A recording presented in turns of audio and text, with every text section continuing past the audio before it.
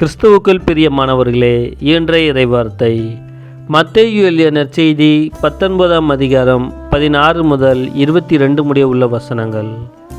அக்காலத்தில் செல்வரான இளைஞர் ஒருவர் இயேசுவிடம் வந்து, போதகரே, நிலைவாழ்வை பெற்றுக்கொள்வதற்கு நான் என்ன நன்மை செய்ய வேண்டும் என்று கேட்டார். இயேசு அவரிடம், நன்மையை பற்றி என்னிடம் ஏன் கேட்கிறீர்? நல்லவர் ஒருவரே, நீர் வாழ்வடைய விரும்பினால் கட்டளைகளை கடைபிடியும் என்றார். அவர் எவற்றை என்று கேட்டார்.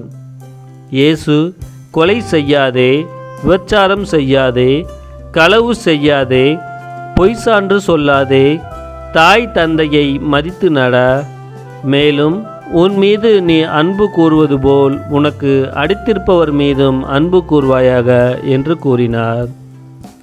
அந்த இளைஞர் அவரிடம், இவை அனைத்தையும் நான் கடைபிடித்து வந்துள்ளேன். இன்னும் என்னிடம் குறைபடுவது என்ன என்று கேட்டார்.